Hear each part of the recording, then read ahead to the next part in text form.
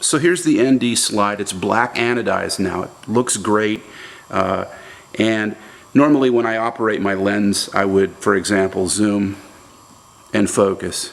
And it's very easy for me to reach up and with my hand just feel where my slides are. Here's the 2-stop engaged. And here's the 3-stop engaged. And then if I want both, if I want to stack them, I put them both down, I have 5. So I think ergonomically, this is going to work very well. A beautiful piece of engineering, and I've been looking into it, and it seems to me that this great piece of equipment, I really don't think that I can modify it successfully. That is, cut a slot here and install the ND slide and have this thing still be fully functional. There's a question, there's a ring in here that activates the iris, and that probably is in the way. There's a cable, an electrical cable that's right here, that's in the way. And then there's the issue of whether or not this slot can be cut and the mount still have its integrity. I honestly don't know. I'm looking for your feedback on this. You can see the motor housing is right here. There's a little motor, I believe it's here, and there's a lovely little worm drive inside of this piece. So, which is an all manual mount. And here is the ND slide. You can see I can engage one, I can engage the other, I can engage both of them. And this mount is a solid piece of aluminum. It's much simpler. There's no motor in it. It's a dumb mount. The iris activator is here. Here's the locking lever.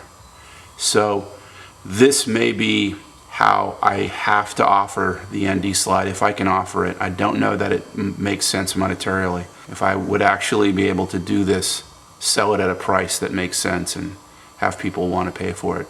I'm thinking right now under $1,000 for the whole unit, everything you see here with your choice of filters, which brings me to filters.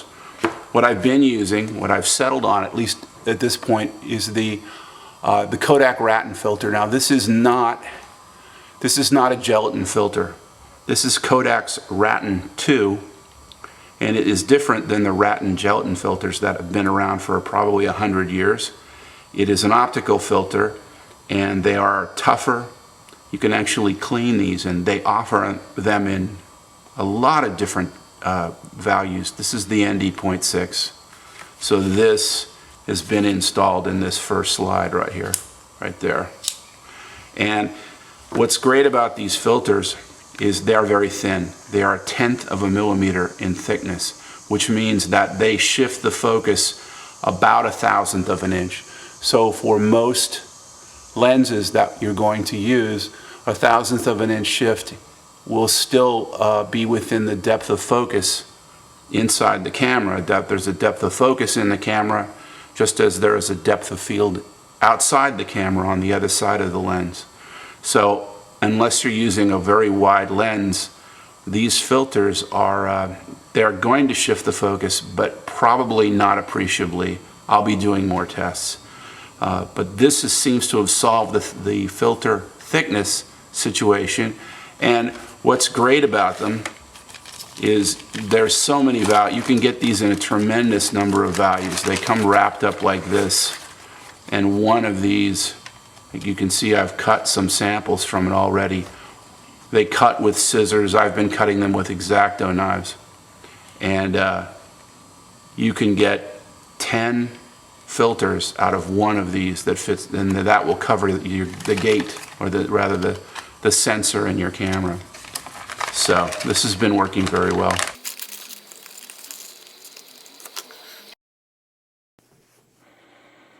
Okay, so this is my little example here. This is full sun on the flowers in the background, and I'm at about f/16, and I find the background is distracting.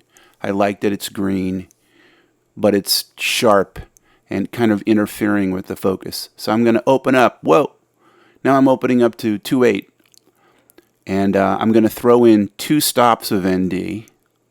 I did this with the ND slide, and now I'm irising down to our pleasant exposure, and you can see my background is now out of focus.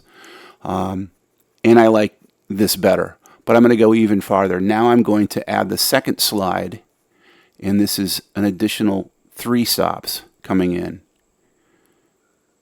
And now I have 5 stops of reduction.